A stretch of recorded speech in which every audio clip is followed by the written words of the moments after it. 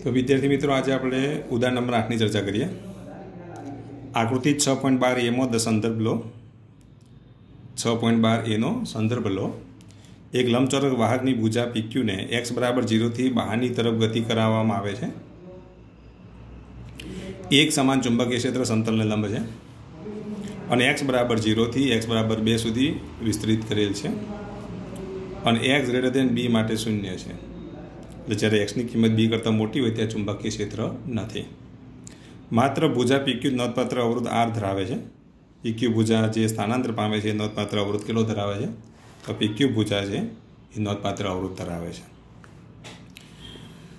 હવે આ ભુજા PQ એ અચળ ઝડપ v સાથે v જેટલા વેગથી ગતિ કરે છે। x = 0 થી x = 2b સુધી બહારની તરફ ખેંચવામાં આવે છે। ત્યારબાદ x = 0 થી तरफ परत खेचवामां आवे छे, बहार लई जवामां आवे, फरी पाछुं अंदर लई जवामां आवे छे। એટલે કે ચુંબકીય ક્ષેત્રની બહાર લઈ જવામાં આવે, ફરી પાછું એ જ ભુજાને અંદરની તરફ x = 0 સુધી લઈ જવામાં આવે છે। તો એ સ્થિતિમાં ફ્લક્સમાં થતો ફેરફાર, પ્રેરિત EMFમાં થતો ફેરફાર, ભુજાઓને ખેંચવા માટે જરૂરી બળની વાત કરવાની છે, જો ઉષ્મા તરીકે વ્યય થતા પાવર માટેના સૂત્રો મેળવો અને અંતર સાથે રાશિઓના બદલાતા રેખાંકિત કરો, એટલે કે આલેખો દોરો। अंतर साथे केवी रीते मूल्य बदलाय छे तेनो तमारे आलेख दौरवानो छे। तो जो आवुं एक समान चुंबकीय क्षेत्र आपेलुं छे ए पुस्तकना पाने लंब बहारनी तरफ छे। जो टपका वडे दर्शावेलुं छे એટલે लंब बहारनी तरफ होय, जो क्रॉस वडे दर्शावेलुं तो लंब अंदरनी तरफ होय। आवो यू आकारनो एक सळियो आपी दीधो छे।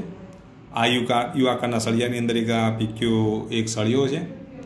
आ सळियानी लंबाई केटली आपेली छे? तो आ सळियानी लंबाई पक्षमां आपी दीधी छे। आनी लंबाई L छे, जे v જેટલા વેગથી બહારની તરફ અને v જેટલા વેગથી અંદરની તરફ ગતિ કરે। બહારની તરફના વેગની દિશા અંદરની તરફના વેગની દિશા જુદી જુદી છે, માટે તેના પર લાગતા બળોના મૂલ્યો પણ કેવા હોય? જુદા જુદા હોય। હવે એટલે કે દિશાઓ પરસ્પર વિરુદ્ધ હોય। આ સ્થિતિના પ્રારંભિક સ્થિતિ કહીશું જે x = 0 છે। આટલા સુધીની આટલા ચુંબકીય ક્ષેત્ર છે એ સ્થિતિ કઈ તો x = b છે અને કેટલા સુધી લઈ જવાનો છે? તો x = 2b સુધી લઈ જવાનો છે। ફરી પાછો અહીંથી x = 0 સુધી લઈ જવાનો છે। એટલે x અક્ષની ધન દિશામાં સ્થાનાંતર કરાવો અને પછી x અક્ષની ઋણ દિશામાં સ્થાનાંતર કરાવવાનું છે। આટલું તમારે યાદ રાખવાનું। આના માટે શના આલેખો દોરવાના છે તમારે? તો જો એક તો ફ્લક્સનો આલેખ દોરવાનો છે, ત્યાં પછી પ્રેરિત EMFનો આલેખ દોરવાનો છે, ત્યાં પછી ભુજાઓને ખેંચવા માટે જરૂરી બળનો આલેખ દોરવાનો છે, જૂલ ઉષ્મા તરીકે વ્યય પામતા પાવર માટેના સૂત્રો મેળવવાના છે। તો આ બધાના સૂત્રો મેળવવાના છે દરેક કન્ડિશન માટે, સાથે સાથે આલેખો પણ દોરવાના છે। તો વ્યવસ્થિત રીતે આપણો દાખલો સમજી લઈએ। जो अहीं स्थिति आपी दीधी है, आ स्थिति ने K वडे दर्शावेल है, आने L वडे दर्शावेल है, आने M वडे दर्शावेल है। आ लेखमां आपणे K L M लई लईशुं, बराबर? ओके। तो जो अहीं ध्यान आपो, आवुं एक चुंबकीय क्षेत्र आपेलुं छे।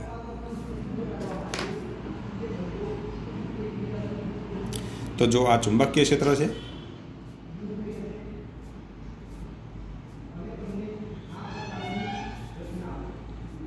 आवुं एक चुंबकीय क्षेत्र आपी दो। पहला मैं चुंबकीय क्षेत्र दौरी दऊं आ रीते।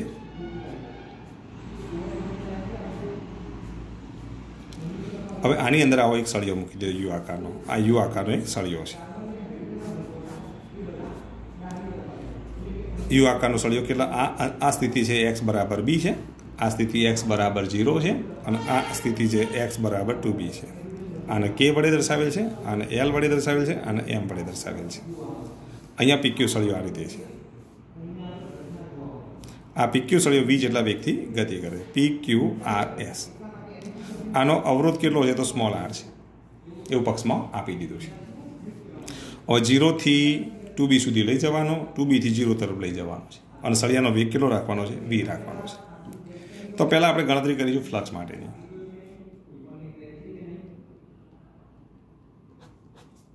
તમે જો ફ્લક્સ માટે શું થશે? 0 થી જેમ જેમ જેમ તમે b तरफ લઈ જાઓ તેમ તેમ તેમ શું થશે? ક્ષેત્રરેખાઓની સંખ્યા વધે। ટપકા છે બધા ક્ષેત્રરેખાઓ સમજી લેવાના। ક્ષેત્રફળ વધે એટલે એની સાથે સંકળાયેલી ક્ષેત્રરેખાઓની સંખ્યામાં વધારો થાય અને ક્ષેત્રરેખાઓની સંખ્યામાં વધારો થાય એટલે ફ્લક્સમાં પણ શું થાય? વધારો થાય। તો આવું કહેવાય 0 થી b સુધીની જો વાત કરીએ તો φb બરાબર કેટલા મળશે? બોલો, ફ્લક્સનું મૂલ્ય કેટલું મળે?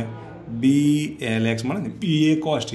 આવું લખાય ને ટૂંકમાં, જો અહીંયા લખું ને તો આવું લખાય। જો અહીંયા સમજાવું, ફ્લક્સનું આપણે આમાં સમજાવી દઈએ। જો ફ્લક્સ φ બરાબર શું લખાય? B એ cos θ લખાય કે નહીં? B ની જગ્યાએ B લખી દઉં, A ની જગ્યાએ L × X। ધારો કે એટલે હોય એટલે આટલા ભાગનું ક્ષેત્રફળ લેવું પડે. આ અંતરનું હું એક્સ વડે દર્શાવું. આ તો તમને ખબર છે આનું મૂલ્ય કેટલું એલ છે. આનું મૂલ્ય સળિયો જો અહીંયા ગોઠવાયેલો હોય તો આનું મૂલ્ય એલ, આનું મૂલ્ય એક્સ, એટલે આટલા ભાગનું ક્ષેત્રફળ કેટલું થાય? એલ એક્સ થાય કે ના થાય? તો ભાઈ ફ્લક્સ કેટલું મળશે? B L X cos 0. Cos 0ની કિંમત 1 એટલે બી એલ એક્સ મળે. એટલે ફ્લક્સ ફાઈ ચલે છે એક્સ. બી ને એલ તો અચળ રહેવાના. તો ફ્લક્સ એ એક્સના સમપ્રમાણ હોય. જેમ જેમ એક્સ વધે તેમ તેમ ફ્લક્સનું મૂલ્ય વધે. તો અહીંયા ફ્લક્સ માટે જો લખીએ તો ફાઈ બી બરાબર બી એલ એક્સ લખીશું. 0 less than X less than B. એટલે કે ફાઈ બી અહીંયા લખ્યું ધેરફોર ફાઈ બી ચલે છે એક્સ. કોના માટે? 0 less than X less than B માટે. ફ્લક્સ એ શું છે બોલો? તો ફ્લક્સ એ અંતરના સમપ્રમાણમાં છે. પણ હવે જો બી સુધી આવ્યા પછી આખો ભાગ જે ધારો કે આ સળિયાનું અહીંયા ગોઠવું કે ભાઈ સળિયાને અહીંયા ગોઠવું, ક્ષેત્રરેખાની સંખ્યા તો આટલી જ રહેવાની. ક્ષેત્રરેખાની સંખ્યા બદલાતી જ નહીં. અને ક્ષેત્રરેખાની સંખ્યા ના બદલાય તો ફ્લક્સમાં કોઈ ફેરફાર થાય? તો ફ્લક્સમાં કોઈ ફેરફાર થાય નહીં. એક્સ સુધી જેટલું ફ્લક્સ મળે, બી સુધી જેટલું ફ્લક્સ મળશે એટલું 2b સુધી એ મળશે. ફ્લક્સનું મૂલ્ય નહીં બદલાય. તો એ વખતે જો આપણે ફાઈ બી બરાબર જો લખીએ તો બી એલ અને એક્સની જગ્યાએ પછી હવે શું મૂકી દઈએ? બી મૂકી દઈએ. B L B. બી સુધી જેટલું ફ્લક્સ મળશે એટલું બધા જ બિંદુ આગળ મળવાનું છે. એટલે કે એક્સની કિંમત બી જેટલી હોય અથવા તેનાથી મોટી હોય અને 2b કરતાં નાની હોય ત્યારે ફ્લક્સનું મૂલ્ય આટલું જ રહેશે. અને આ ફ્લક્સ મહત્તમ થઈ ગયું. આ મહત્તમ ફ્લક્સ મળ્યું. તો મહત્તમ ફ્લક્સ કેટલું મળશે? બી એલ બી જેટલું મળે. એનાથી મોટું મળે નહીં. ત્યાં પછી તમે સળિયાને ફરી પાછો અહીંથી આટલા સુધી લાવો ને, ફરી રિટર્નમાં આટલા સુધી લાવો તો આટલું જ રહેશે. પણ ફરી પાછું આમ તમે લઈ જાઓ તેમ ફ્લક્સ ઘટવા માંડે. ફ્લક્સ ઘટીને ફરી પાછું કેટલું થઈ જશે? જ્યારે 0 પર લઈ જઈએ એટલે 0 થઈ જશે. અહીંયા ફ્લક્સ 0 છે. જેમ જેમ આગળ વધીએ બી સુધી પહોંચે તેમ ફ્લક્સ વધે. વધીને પછી મહત્તમ બને. મહત્તમ બન્યા પછી અચળ બની જશે. આટલા સુધી અચળ, ફરી પાછું આટલા સુધી લાવો એટલે અચળ, ફરી પાછું ઘટવા માંડે. ઘટીને શું થઈ જાય? શૂન્ય બની જાય. તો હવે તમને કીધું કે આનો આલેખ દોરો, તમે ફટાફટ ના દોરી દો. તો આનો જો આલેખ દોરી દઈએ આપણે.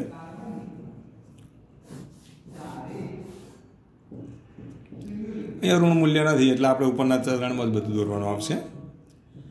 અહીંયા આપણે ફ્લક્સ લઈએ ફાઈ બી. અહીંયા મહત્તમ ફ્લક્સ મળે કેટલું? તો ફાઈ બી મેક્સ. અહીંયા એક્સ બરાબર આપણે આ સ્થિતિની જે એક્સ બરાબર 0 લઈ લઈએ. આ એક્સ બરાબર બી સ્થિતિ લઈ લઈએ. આ એક્સ બરાબર 2b. પાછા આવીએ એટલે એક્સ બરાબર બી મળશે અને ફરી પાછું એક્સ બરાબર 0. આમ જમણી બાજુ, આમ ડાબી બાજુ, આ રીતે જવાનું.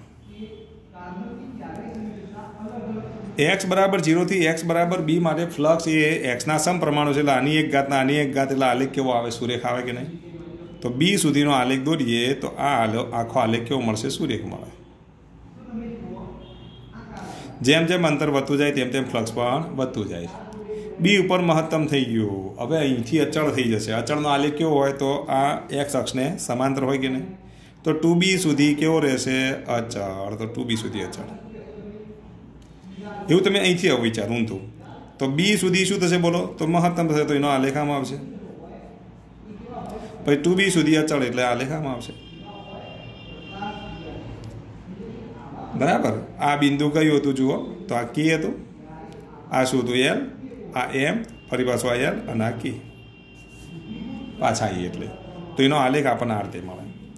તો અંતર વિરુદ્ધ ફાઈબીનો આલેખ જો દોરવામાં આવે તો એ આલેખ આપણને આ રીતે મળે છે. ચલો ખ્યાલ આવી ગયો એટલા સુધી. તો આ ફ્લક્સ માટેનો આલેખ થયો. પહેલું કામ પૂરું થઈ ગયું. હવે આપણે પ્રેરિત EMFની વાત કરીએ.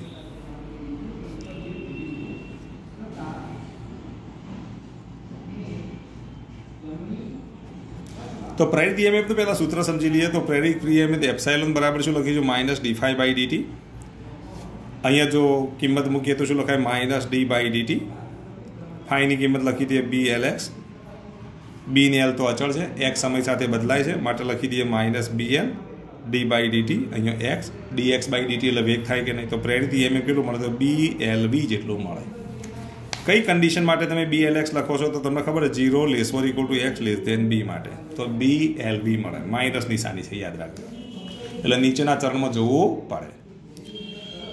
પરંતુ એપ્સાઇલોન જ્યારે BLB હોય તો જો અહીંયા ફ્લક્સમાં કોઈ ફેરફાર થતો નથી અને જ્યારે ફ્લક્સમાં ફેરફાર ન થતો હોય તો પ્રેરિત EMF ઉદ્ભવે નહીં, તો એ વખતે EMF કેટલું 0 થઈ જાય. કારણ કે તમે એક્સની જગ્યાએ જ્યારે બી મૂકો તો બીનું ટીની સાપેક્ષમાં વિકલન કરો તો અચળનું વિકલન કેટલું થાય? 0 થઈ જાય કે નહીં? હું જ્યારે અહીંયા બી મૂકીશ તો બી તો અચળ થઈ ગયો, કારણ કે બીનું મૂલ્ય બદલાતું નથી. એક્સ બદલાય છે, બી બદલાતો નથી. તો બી અચળ છે તો અચળનું વિકલન 0, એવું તો આપણે ભણી ચૂક્યા છીએ. તો અચળનું વિકલન 0, તો અહીંયા 0 મૂકી દો તો આખું પદ 0 થઈ જાય કે? તો જ્યારે ફાઈ બરાબર BLB હોય ત્યારે એપ્સાઇલોન બરાબર 0 હોય. એના માટેની શરત કહી તો તમને ખબર છે કે એક્સની કિંમત બી જેટલી હોય અથવા 2b જેટલી હોય ત્યારે ફ્લક્સનું મૂલ્ય કેટલું મળે? તો 0 મળે. હવે ઉલટા એટલે જ્યારે આમ જઈએ ત્યારે શું થશે બોલો? આમ જઈએ ત્યારે એક્સની જગ્યાએ -x મૂકવા પડે. માઇનસ માઇનસ શું થઈ જશે? પ્લસ થઈ જાય. વેગની દિશા બદલાઈ જાય એટલે અહીંયા માઇનસ માઇનસ શું થઈ જશે? પ્લસ થઈ જશે. તો 0 x b માટે આ માઇનસ છે, વિરુદ્ધ દિશા માટે ડાબી બાજુ માટે આ પ્લસ થઈ જશે. બાકી કોઈ ફેરફાર થતો નથી.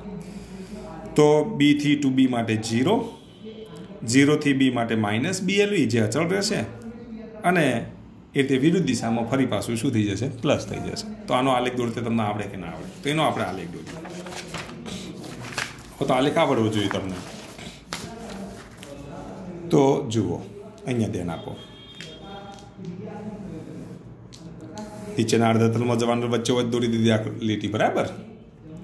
અહીંયા આપણે લઈએ BVL, અહીંયા -BVL, અહીંયા x બરાબર 0, અહીંયા x બરાબર b, અહીંયા x બરાબર 2b, અહીંયા x બરાબર b, ફરી પાછું x બરાબર 0.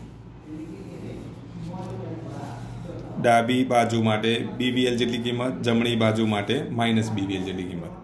0 થી શરૂ કરીને ટક ટક ટક કરતા તમે b સુધી પહોંચો ત્યારે BVLના BVL જ રહેવાના, ફેરફાર થવાનો નથી. પણ આગળ નિશાની માઇનસ એટલે આટલેથી આટલું મૂલ્ય મળે કે નહીં? તો એનો આલેખ આપણને આ રીતે મળશે, આ ભાગ મળે, બરાબર. એ જ રીતે x બરાબર 0 થી x બરાબર b માટે મૂલ્ય કેટલું મળશે? BVL. પણ દિશા બદલાય તો નિશાની કેવી આવશે? પ્લસ. તો ક્યાં દોરશો તમે બોલો? એટલો ભાગ તમારે ક્યાં દોરવો પડે? ઉપર દોરવો પડે, BVLના BVL જેટલું. જ્યારે x બરાબર b થી 2b આગળ 0, b થી 2b આગળ 0, તો આ આલેખ આપણને આ રીતે મળે. અહીંયા -BVL, અહીંયા BVL, આટલા ભાગની અંદર 0 મળે. તેનો આલેખ આપણને આ રીતે મળે છે. ચલો, ખ્યાલ આવી ગયો? તો આમ આપણને આલેખ મળે છે.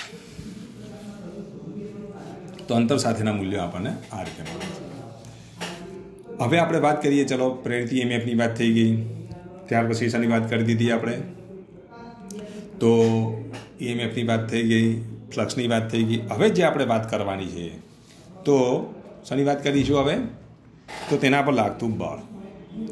તો જો લાગતું બળ એટલે કયું બળ લાગે? તો લેન્ઝ બળ લાગે. તો સળિયા પર લાગતું બળ, સળિયા પર લાગતું બળ F બરાબર શું લખીશું? ILB. I એટલે શું લખાય? એપ્સાઇલોન ભાગ્યા R into L into B. એપ્સાઇલોનની જગ્યાએ શું લખીશું? -BVL upon R into L into B. આ -BVL ક્યારે? તો તમને ખબર છે 0 < x b માટે. તો આના બરાબર શું લખીશું? -B square L square V upon R. પરંતુ તમને ખબર છે ક્યારે 0 < x b માટે મળી ના? પરંતુ F બરાબર 0 થશે ક્યારે? b < x <2b માટે. આના માટે શું થઈ જશે? 0 થઈ જશે. ખ્યાલ કેમ 0 થશે? તમને ખબર છે, કારણ કે એપ્સાઇલોનની કિંમત 0, એપ્સાઇલોનની જગ્યાએ હું 0 મૂકી દઉં તો આખું પદ શું થઈ જશે? 0 થઈ જાય. તો b < x <2b માટે આ મૂલ્ય 0 છે. તો એક્ઝેક્ટ આના જેવો જ આલેખ મળશે. તો ભાઈ F વિરુદ્ધ x નો આલેખ આપણે દોરી દઈએ.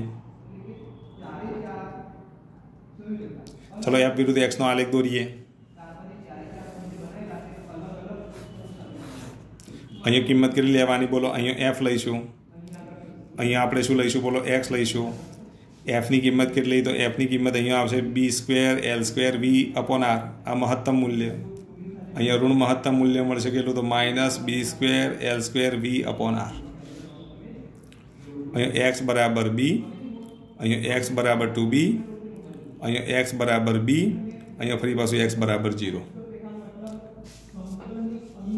આમ જઈશું ત્યારે કિંમત ઋણ વિરુદ્ધ દિશામાં કિંમત ધન પહેલાં જેવું જ થશે EMF જે એપ્સાઇલોન જેવું જ થાય એપ્સાઇલોનમાં જેવું મૂલ્ય મળે એવું જ અહીંયા મૂલ્ય મળશે એટલે આના માટે આલેખ કયો આવશે આમ નીચેનો ભાગ આવશે આટલેથી આટલા ભાગમાં કેટલું થાય બોલો તમે જ બોલો શૂન્ય થાય કે નહીં અને x બરાબર b માટે આલેખ આ રીતે આવશે ચલો ખ્યાલ આવી ગયો તો અહીંયા મૂલ્ય કેટલું મળશે b² l² v/r જેટલું મળે અહીંયા મૂલ્ય કેટલું મળે તો -b² l² v/r જેટલું મળે આટલા ભાગની અંદર મૂલ્ય કેટલું થઈ જશે તો શૂન્ય થઈ જશે ચલો ખ્યાલ આવી ગયો તો આ f વિરુદ્ધ x નો આલેખ મળ્યો શાનો આલેખ મળ્યો આપણને f વિરુદ્ધ x નો આલેખ મળ્યો હવે આપણે વ્યય થતા પાવરની વાત કરીએ તો વ્યય થતો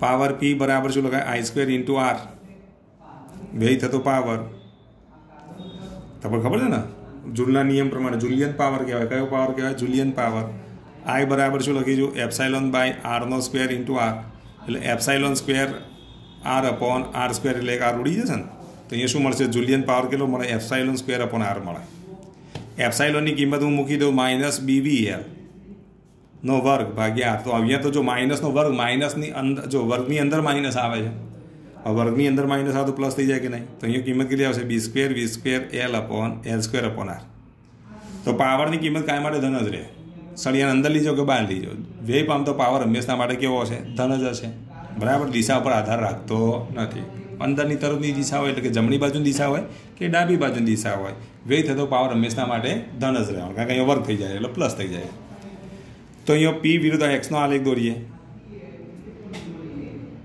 તો p વિરુદ્ધ x નો આલેખ દોરતા આવડે કે ના આવડે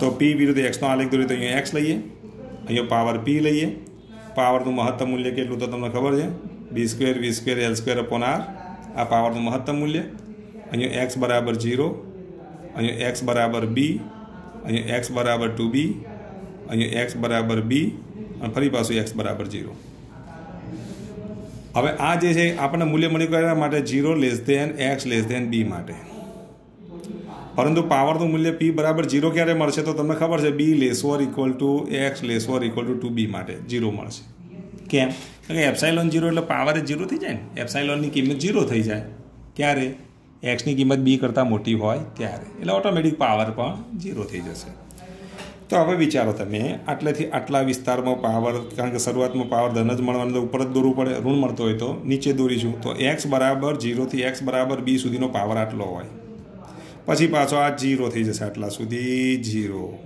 ફરી પાછું x બરાબર 0 થી b માટે પાવર ધન જ રહેશે જો ઋણ નહીં થાય એટલે એ પાછું ઉપર જ દોરવો પડે ને જો ઋણ થતો હોય તો નીચે દોરવો પડે પણ પાવર વ્યય પામતો પાવર તો ગમે તે દિશામાં તમે લો વ્યય થતો પાવર તો કેવો રહેવાનો ધન રહેવાનો તો એનો આલેખ આપણને આ રીતે મળે તો આમ p વિરુદ્ધ x નો જો આલેખ દોરીએ તો આલેખ આપણને આ રીતે મળે છે તો એક દાખલો અગત્યનો છે આના પરથી તમે ઘણા બધા ઓબ્જેક્ટિવ વિચારી શકો છો ઘણા બધા સૂત્રો તમને પાવરનું સૂત્ર મળી ગયું એપ્સાઇલોનનું સૂત્ર મળી ગયું ત્યાર પછી બળનું સૂત્ર મળી ગયું લેન્ઝ બળનું સૂત્ર મળી ગયું આ બધા સૂત્રો તમારે યાદ રાખવાના છે અને આલેખ યાદ રાખવાનો છે ગમે તે આલેખ ઓબ્જેક્ટિવમાં પૂછી શકાય અને આખો પ્રશ્ન પણ પૂછી શકાય છે માટે આ પ્રશ્ન મોસ્ટ ટાઈમ બી છે